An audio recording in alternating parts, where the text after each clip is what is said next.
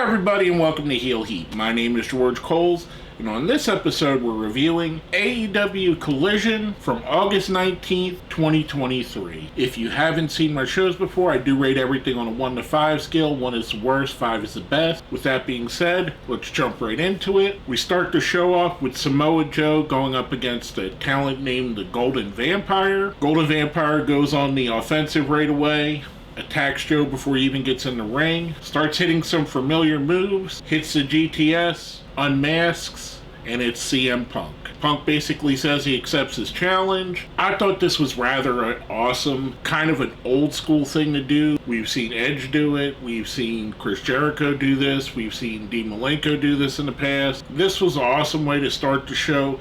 I absolutely love this. I'm giving this a 5. That's followed up with a match that I kind of wish had a little bit of build up to it. And that was Jay White versus Dalton Castle. And I gotta say, they need to find a way to put Dalton Castle on TV more often. I know he's probably all over Ring of Honor, and I've mentioned it before, I don't have Ring of Honor, I don't buy Honor Club, but this dude's a star. I mean, he's a fantastic wrestler. He'd be perfect for what they're doing on Collision, on more of a modern meets old school wrestling show. Jay White is just amazing in my opinion. He's on the very short list of what I would consider the best wrestlers in the world. This was a really fun match. The Bullet Club Gold get involved, Juice Robinson, Colton and Austin Gunn, the boys get involved. This was just fun. Ultimately, Jay does pick up the win here.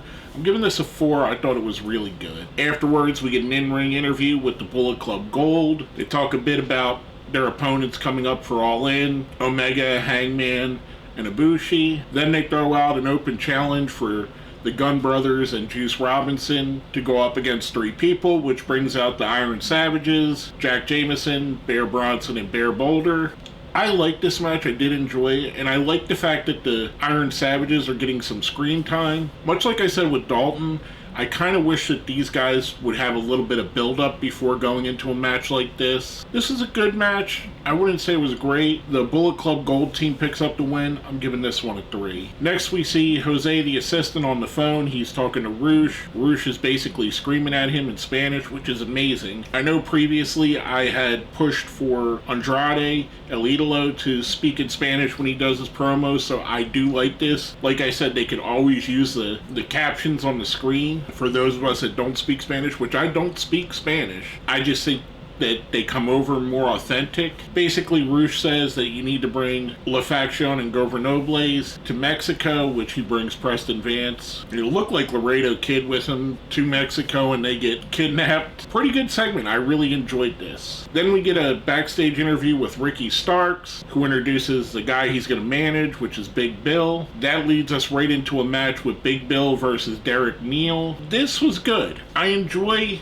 them trying to find something for Big Bill. I think Big Bill, formerly Big Cass, has something there, and I do think putting him with another wrestler that could talk for him is going to get him a lot further than where he was. I think this is a good pairing. You have Starks basically being Shawn Michaels and Big Bill being Diesel. As a comparison, he's the cocky heel with the big heater. I enjoyed this. This was a good match. Big Bill picks up the win with an impressive looking choke slam. I'm giving this one a 3. Next up, we see video of Darby Allin and Sting attacking AR Fox at AR Fox's wrestling school that he was running a show from. Pretty cool, going up against what we've seen with AR Fox and Swerve going to attack Nick Wayne at the Buddy Wayne Academy. So that was a nice thing to keep that feud going on. Kind of interesting that Darby Allin seems to be in the middle of 2 different feuds, and a couple of people are that way in AEW. It is keeping it interesting, but a little bit hard to follow back and forth. After that, we get a women's match. We get Willow Nightingale going up against Diamante. And again, this is right about where they normally put a women's match on the card. I have championed for the fact that Diamante and Willow are people they should use to build this division, so seeing them out here is a really good idea. Ultimately, Mercedes Martinez comes out to kind of be on the side of Diamante, which brings out Chris Statlander to even the odds. I thought this was a really, really fun match. I enjoyed this. I said it a couple times already, but I feel like we need to build Diamante a bit to make her someone serious before having her eat a bunch of losses. Willow does pick up the win here. I'm giving this one a 4. It was very entertaining. Then we get a backstage interview with Tony Storm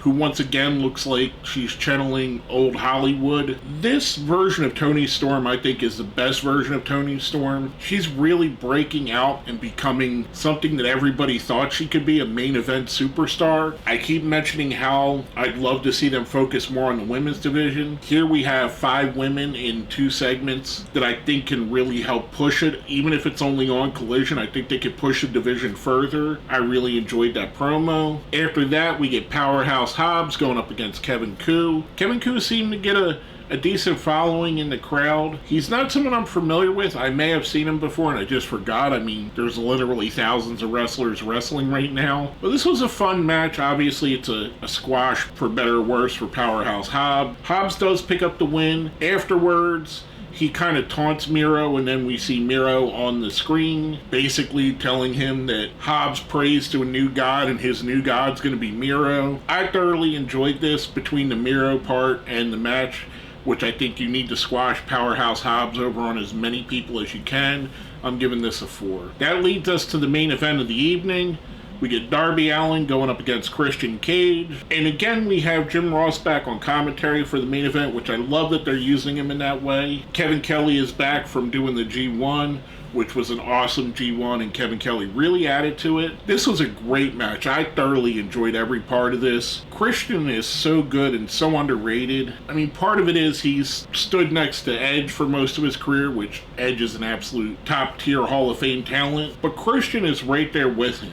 I mean, Christian is great in his own right. If he would have never had the Edge association, maybe the comparisons wouldn't have been there. This is a really, really fun match. I enjoy the heel version of Christian so much here. Ultimately, Darby Allin survives and gets a surprise roll-up pin on Christian, only to be attacked afterwards by Luchasaurus, which I kind of thought, with all of the Edge rumors, maybe this was Edge's debut. Get that final push for All In to sell another 5,000-6,000 tickets to say Edge and Christian are going to wrestle each other. But alas, it was not meant to be. We did go off the air with Christian and Luchasaurus standing tall. I'm giving this match a 4. I thought it was really good. Overall, this was a highly enjoyable show, as most collisions have been. From the beginning to the end, the quality seemed to stay right about where it needs to be. There are some things that I like better than others. Miro's promo was amazing. Bullet Club Gold are always